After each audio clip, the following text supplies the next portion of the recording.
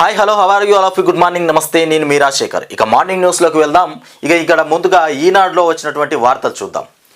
TSPSC ప్రక్షాళన చేపడుతున్నటువంటి ముఖ్యమంత్రి రేవంత్ రెడ్డి ముఖ్యంగా ఇప్పుడు అధికారంలోకి రాగానే ఉద్యోగ ప్రస్తావన అంటే ఉద్యోగాలు వేయాలి కదా, అందులో టీఎస్పీఎస్సీ చైర్మన్ ఏం చేసిండంటే రాజీనామా చేసిండు. ప్రభుత్వం పడిపోగానే జనార్దన్ రెడ్డి రాజీనామా చేసిండు.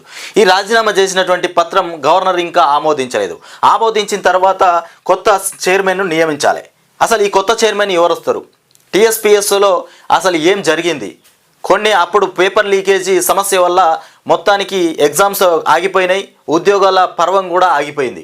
ఇప్పుడు వాటిపైన ప్రక్షాళన చేపట్టాలి, కొత్తగా మళ్ళీ చైర్మన్ నియమించాలి. నియమించిన తర్వాతనే ఉద్యోగాలు వేసేటువంటి అవకాశాలు ఉంటాయి. వాటి వల్ల కూడా ఇంకా లేట్ అయ్యేటువంటి సమస్య ఉందని చెప్తున్నటువంటి రేవంత్ రెడ్డి టీఎస్పీఎస్సీ ప్రక్షాళన లీకేజ్కు పరిష్కారం లేకుండా సంస్కరణలు చేపట్టాలి. నుండి లీకేజ్లు అనేది మొత్తమే లేకుండా సంస్కరణలు చేపట్టాలని చెప్తున్నటువంటి రేవంత్ రెడ్డి యూపీఎస్సీ ఇతర రాష్ట్రాల పిఎస్పీల పైన అధ్యయనం చేయాలి. ముఖ్యమంత్రి రేవంత్ రెడ్డి ఆదేశాలు, ప్రశ్నపత్రాల లీకేజ్పై సమీక్ష, ఇంకా గవర్నర్ ఆమోదం పొందినటువంటి కమిషన్ చైర్మన్ జనార్దన్ రెడ్డి రాజీనామా. నేడు రాజీనామా సమర్పించనున్నటువంటి సభ్యులు ఈరోజు రాజీనామా సమర్పించనున్నటువంటి సభ్యులు కూడా కొంతమంది సమర్పిస్తారట. న్యాయ సంహిత బిల్లుల్లో ఊపా అంటూ ఉగ్ర చర్యలకు ఊరే బిల్లులో కీలక మార్పులు మళ్ళీ ప్రవేశపెట్టినటువంటి కేంద్రం అంటూ వార్త చూస్తున్నాం. శాసనసభ మండలికి నూతన భవనం. శాసనసభ మండలికి మొత్తానికి నూతన భవనం ఏర్పాటు చేయబోతున్నారు. ఢిల్లీలో తెలంగాణ భవన్ నిర్మాణం రాష్ట్ర సర్కారు ప్రతిపాదన. కసరత్తు ఆరంభించినటువంటి అధికారులు పాత బిల్డింగ్ కాదు, కొత్త భవనాన్ని ఏర్పాటు చేయబోతున్నారట. శాసన మండలి కొత్త భవనం ఏర్పాటు చేయబోతున్నారు. హైదరాబాదు కోత్వాల్గా కొత్తకోట శ్రీనివాస్ రెడ్డిని నియమించడం జరిగింది. కొత్తకోట శ్రీనివాస్ రెడ్డి, అవినాష్ మహంతి, సుధీర్ బాబు. సైబరాబాద్కు అవినాష్ మహంతి, రాచకొండకు సుధీర్ బాబు, షానావాజ్కు కీలక బాధ్యతలు అప్పగించారు. పోలీసు ఉన్నత అధికారుల బదిలీ, అంజనీ కుమార్ పైన సస్పెన్షన్ ఎత్తివేత కూడా జరిగిందంటూ మనం ఇక్కడ వార్త అయితే చూస్తున్నాం. మొత్తానికి హైదరాబాద్లో కొత్త అధికారులను నియమించడం జరిగింది. పోలీస్ శాఖలో ఉన్నత అధికారుల బదిలీలపైన కొత్త ప్రభుత్వం దృష్టి సారించింది. తొలి విడతలో రాజధాని ప్రాంత అధికారాల్లో మార్పులు చేసింది. శాంతి భద్రతల పరిరక్షణలో కీలకమైనటువంటి హైదరాబాద్ సైబర్ రాచకొండ కమిషనర్లు ముగ్గురికి స్థాన చలనం కలిగించింది. కొత్త కమిషనర్లుగా కొత్తకోట శ్రీనివాస్ రెడ్డి, అవినాష్ మహంతి, సుధీర్ బాబులను నియమించడం జరిగింది. మొత్తానికి బదిలీలను అయితే చేపట్టింది. హైదరాబాద్ మీద ఫోకస్ పెట్టి కొత్త రాష్ట్రం. కేసీఆర్ యశోద హాస్పిటల్ నుండి ఏం చెప్పిందంటే తనను చూడడానికి ఎవ్వరు రాకూర్రి, ఎవరు వచ్చినా కానీ ప్రజలకు ఇన్ఫెక్షన్ అంటే ఈ హాస్పిటల్లో యశోద హాస్పిటల్లో ఉన్నటువంటి మిగతా పేషెంట్లకు కూడా ఇన్ఫెక్షన్ జరిగే అవకాశాలు ఉన్నాయి. నేను కోలుకున్న తర్వాత మీ దగ్గరికి వస్తా, దండం పెట్టి చెప్తున్నా, ఎవ్వరు కూడా హాస్పిటల్కి వచ్చి నన్ను పరామర్శించొద్దు అని చెప్తున్నటువంటి కేసీఆర్.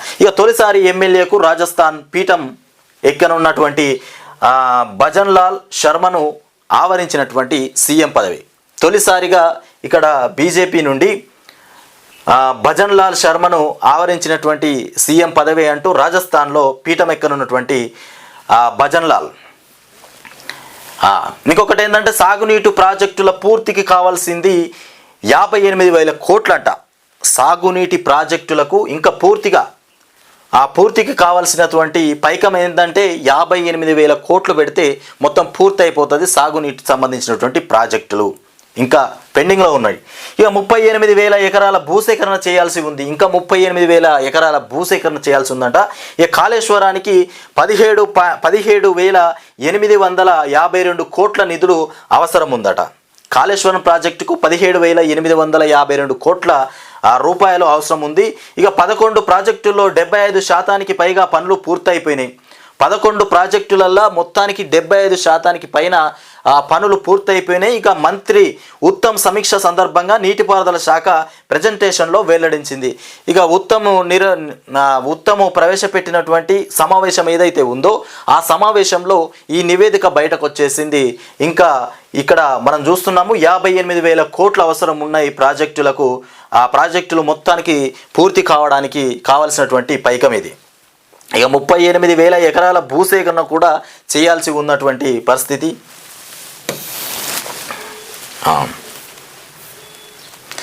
ఇక్కడ సాగునీటికి సంబంధించి పూర్తిగా ఒక రిజల్ట్ అయితే ఉంది ఇక్కడ.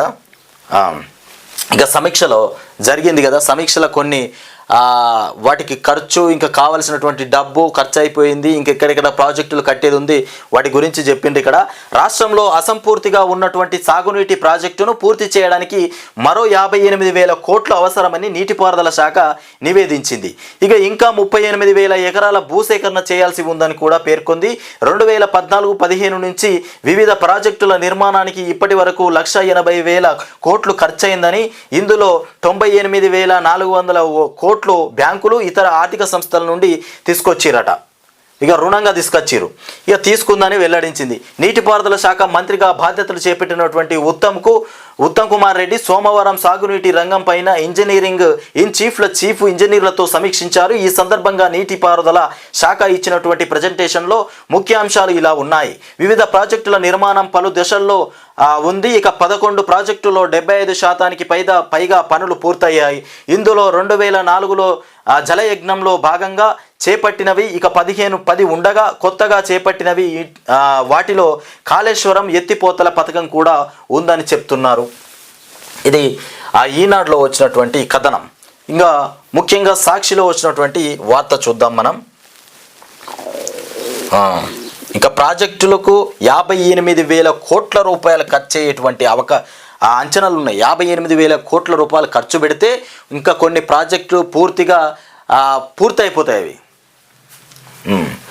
ఇక హరీష్ రావు ఏదైతే బీఆర్ఎస్ పార్టీ ఓడిపోయిన తర్వాత కార్యకర్తలు కానీ ప్రజలు కానీ ఎవ్వరు కూడా భరోసా అధైర్యపడకూడదు, అందరు ధైర్యంగా ఉండాలి. మనం కొట్లాడి తీసుకొచ్చుకున్నటువంటి తెలంగాణ, మనం ఫైట్ చేసి తెచ్చుకున్నటువంటి తెలంగాణ, అప్పుడు కడుపులు ఎండబట్టుకొని మనం తెచ్చుకున్నాం కదా తెలంగాణ, ఎవ్వరు కూడా అధైర్యపడకూడదని చెప్తున్నటువంటి హరీష్ రావు ఇక్కడ చూస్తున్నాం మనం. ఇక అధికార పార్టీ మానసిక స్థైర్యాన్ని దెబ్బతీయాలని చూస్తుంది, దాని ట్రాప్లో పడద్దు. తెలంగాణ కోసం పేగులు తెగేదాకా కొట్లాడి మనం అలా కొట్లాడి తెచ్చుకున్నటువంటి తెలంగాణ, మనం అలా కుంగిపోతే ఇక బలహీనంగా అయిపోతాం. ప్రభుత్వం రానంత మాత్రాన బాధపడొద్దు అని హరీష్ రావు చెప్పినటువంటి మాటలు. ఇక ప్రక్షాళన చేపడుతుండు కదా టీఎస్పీఎస్సీ పైన రేవంత్ రెడ్డి. ఇక ఇక్కడ చూస్తాం మనం, మండే మహాలక్ష్మి 31 లక్షల మంది ఎక్కిండ్రు బస్సుల. మండే ఒక్కరోజే. ఇక సోమవారం ఆర్టీసీ బస్సులో మొత్తం 51 లక్షల మంది ప్రయాణించినట్లు ఆర్టీసీ లెక్క తేల్చగా అందులో టికెట్ తీసుకున్నటువంటి ప్రయాణికుల సంఖ్య 20.87 లక్షలుగా వెల్లడైంది. ఇది ఇస్తున్నావు లైవ్ దగ్గరికి, ఇది జూమ్ చేసినావా? ఇది పండుకోకు. ఇక మండే మహాలక్ష్మి 31 లక్షలు. ఇక సోమవారం ఆర్టీసీ బస్సుల్లో మొత్తం 51 లక్షల మంది ప్రయాణించినట్లు ఆర్టీసీ లెక్క తేల్చగా అందులో టికెట్ తీసుకున్నటువంటి ప్రయాణికుల సంఖ్య 20.87 లక్షలుగా వెల్లడైంది. అంటే మిగతా వారు మహిళలే అని స్పష్టమవుతోంది. సోమవారము 11.74 కోట్లు ఆదాయం లభించింది. ఒక్క సోమవారం రోజే ఈ 20.87 లక్షల మంది ఆ ప్రయాణం చేస్తే 11.74 కోట్ల ఆదాయం వచ్చిందట. 31 లక్షల మంది మహిళలు ఎక్కిండ్రు. ఇలా మొత్తంగా 51 లక్షల మంది ప్రయాణించినట్లు ఆర్టీసీ వెల్లడించింది. ఇక సాధారణంగా ప్రయాణికుల సంఖ్య 50 లక్షలు దాటితే ఆ రోజు ఆదాయం 18 కోట్లుగా ఉంటుందని అంచనా. ఒకరోజు ప్రయాణికులు 50 లక్షలు ఒకవేళ ఆర్టీసీ బస్సులో ప్రయాణించినట్లయితే ఆ ఒక్క రోజులోనే 18 కోట్లు వస్తాయట. 18 కోట్లు వస్తాయని అంచనా. ఇది ఆర్టీసీ వాళ్ళ అంచనా. కానీ మొత్తానికి మహిళలకు ఫ్రీ టికెట్ పెట్టేసరికల్లా వాళ్ళే 31 లక్షల మంది ఎక్కిండ్రు. ఇక ఆదాయం ఎంత వచ్చింది? అందులో ప్రయాణికులలో ఇక టికెట్ తీసుకున్న వాళ్ళు 20.87 లక్షలుగా వెల్లడైంది. వాళ్ళకు వచ్చినటువంటి పైకం 11.74 కోట్లు. ఇక కన్నెత్తి చూడనటువంటి కమలదళం అసెంబ్లీ ఎన్నికల ఫలితాలపైన పోస్ట్ మార్టం ఏది? ఇక జాతీయ నాయకత్వానికి కిషన్ రెడ్డి నివేదిక ఇచ్చిండు. గెలిచిపోయిండ్రు, బీజేపీలు గెలిచిర్రు, కానీ పాపం వాళ్ళని ఇంతవరకు అసలు గెలిచిండ్రు, ఎక్కడి నుండి గెలిచిర్రు, వాళ్ళని అసలు పరామర్శించి వాళ్ళను దగ్గర తీసుకున్నటువంటి దాఖలాలు లేవు బీజేపీలో అని చెప్తున్నటువంటి కిషన్ రెడ్డి. అసెంబ్లీ ఎన్నికల ఫలితాలు వెలువడి 10 రోజులు కావస్తున్నా ఓటమికి గల కారణాలపైన ఇంతవరకు సమీక్షించలేదు.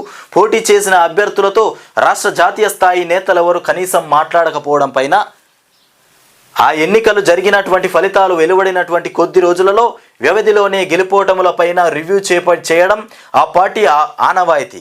కానీ ఈసారి అలాంటిదేమీ లేదు. శాసనసభ ఎన్నికల్లో పార్టీకి ఎదురైనటువంటి పరిస్థితి, అందుకు కారణాలను విశ్లేషించుకుని త్వరలోనే జరగబోయే లోక్సభ ఎన్నికలకు సిద్ధం కావాల్సి ఉండగా ఇంతవరకు కూడా ఎలాంటి వాళ్ళను పరామర్శించింది లేదు, వాళ్ళని కలిసింది లేదు, వాళ్ళని చూసింది కూడా లేదు ఇంతవరకు.